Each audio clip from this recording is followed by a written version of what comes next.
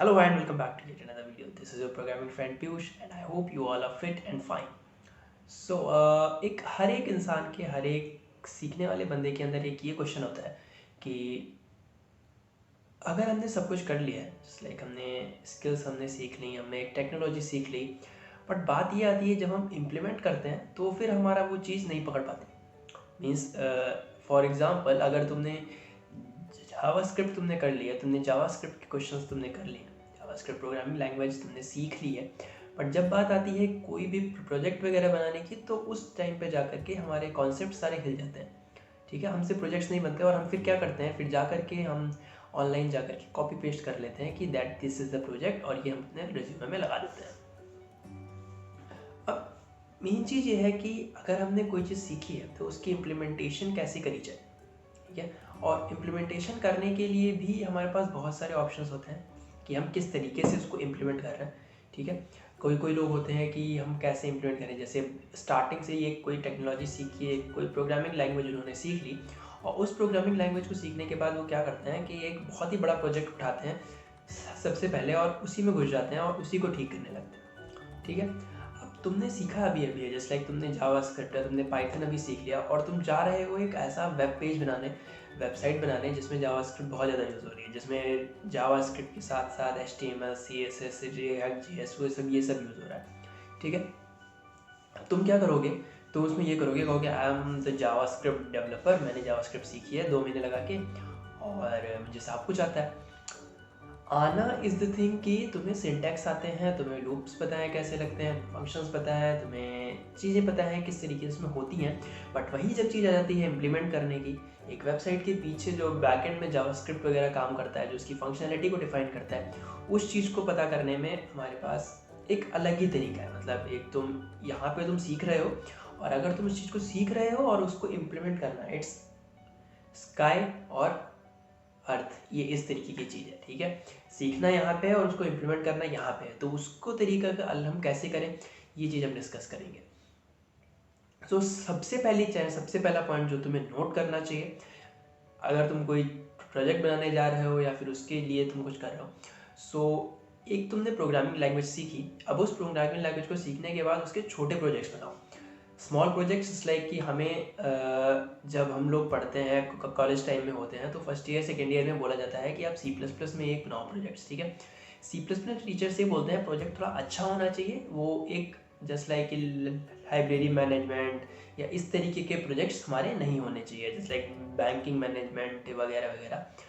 तो ऐसे प्रोजेक्ट बनाने से टीचर मना करता है, तो वो अलग चीज़ हो गई। और वो क्यों मना करता है, बिकॉज ये कॉमन प्रोजेक्ट्स होते हैं, ये हर कोई बनाता है, इसलिए हम क्या करते हैं, हम उन प्रोजेक्ट्स को छोड़ देते हैं और हम स्टार्टिंग कहाँ से करते हैं, हमने अभी तक कोई प्रोजेक्ट्स नहीं बनाया, स्टार्टिंग कर देते हैं एक ऐसे प्रोजेक्ट से जो कि एक एडवांस लेवल का हो जाता है। ठीक है, क्योंकि हमें कॉलेज में दिखाना है या फिर हमें चाहिए बनाने के लिए और जिसको हम अपने रिज्यूमे में उसको डाल सकें।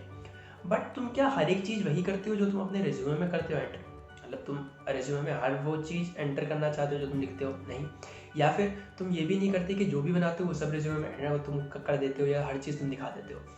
सो मेरा सजेशन ये है, कोई भी लैंग्वेज सीखने के बाद में तुम क्या करो, एक छोटा प्रोजेक्ट बनाओ। जस्ट लाइक अगर मैं C++ की बात करूँ तो C++ में जा करके तुम एक कोई भी छोटा प्रोजेक्ट जिसमें इनपुट ले रखे हो और तुम उसमें थोड़े पीछे बैकएंड में फंक्शंस यूज़ हो रहे हो, कोई मैथमेटिकल फंक्शंस, जस्ट लाइक कि कुछ भी इस तरीके का ले सकते हो जिसमें थोड़ा क्लासेस एंड ऑब्जेक्ट्स का यूज़ हो रहा हो, वो करके तुम बनाओ, उसको बनाओ, उसको अपने पास रखो, उसको किसी को नहीं दिखाना। तुमने एक बैंकिंग मैनेजमेंट प्रोजेक्ट बनाया है तो बैंकिंग प्रोजेक्ट बनाने के लिए तुम्हें किसी को दिखाने की ज़रूरत नहीं है कि तुमने बैंकिंग प्रोजेक्ट बनाया, क्योंकि दूसरों के लिए बैंकिंग प्रोजेक्ट या बैंकिंग मैनेजमेंट, ये जितने भी मैनेजमेंट टाइप के प्रोजेक्ट्स हैं, ये उनके सबके लिए कॉमन है। कहते हैं ये इसमें क्या चीज़ है, ये तो हर कोई बना सकता है।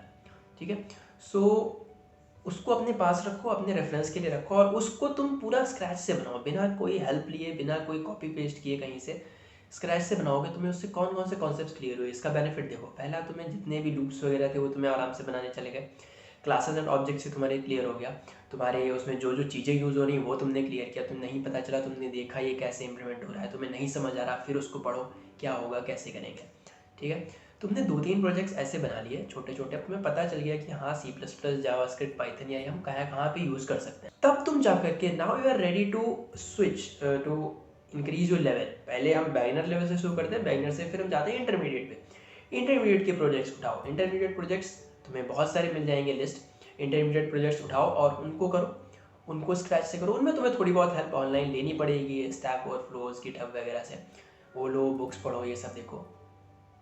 After that advance level projects करो। सो तुम्हारे पास ये अपना एक फेज बनाओ कि 1 महीने, मैंने 2 महीने अगर मैंने कोई भी लैंग्वेज सीखी है, उस 2 महीने के साथ साथ तुम बिगिनर लेवल प्रोजेक्ट तुम बना सकते हो, ठीक है। उस 2 महीने के साथ साथ तुम बिगिनर लेवल प्रोजेक्ट बना सकते हो। उन प्रोजेक्ट्स को बनाने के बाद तुमने लैंग्वेज खत्म करी, अब तुम थोड़ा इंटरमीडिएट लेवल के ऊपर जाओ। इंटरमीडिएट लेवल पे जाओगे, then you are ready to move into the advance level questions. Advance level कर लोगे, then it will be easy for you कि तुम उस चीज़ को स्विच कर सको, और तब वहाँ पे इम्प्लीमेंटेशन तुम्हारे लिए बहुत ईजी हो जाएगा। तुम कहोगे अच्छा, अगर मैं छोटे फंक्शंस के लिए, छोटे प्रोजेक्ट्स के लिए तो मैं इस तरीके से कर सकता हूँ, तो ये इतना बड़ा प्रोजेक्ट है, इसको भी हम आराम से ही कर सकते हैं। तो आई होप में इतनी चीज़ें क्लियर हो रही होंगी कि कैसे एक चीज़ को हमें करना चाहिए, क्या करना चाहिए, ठीक है। सो यही है, छोटे से शुरू करो, स्टेप बाय स्टेप बढ़ते रहो। बिकॉज अगर तुम एक स्टेयर्स चढ़ रहे हो तो हर एक स्टेप को तुम्हें धीरे धीरे तुम्हें क्लाइंब करना पड़ेगा। ये नहीं स्टार्टिंग से, मतलब तुमने बिल्कुल नीचे से शुरू करके तुम सीधा टॉप पे पहुंच जाओगे। तो इसके लिए चाहिए हार्डवर्क, पेशेंस। सबसे पहली चीज़ तो पेशेंस चाहिए और प्रैक्टिस चाहिए डेली।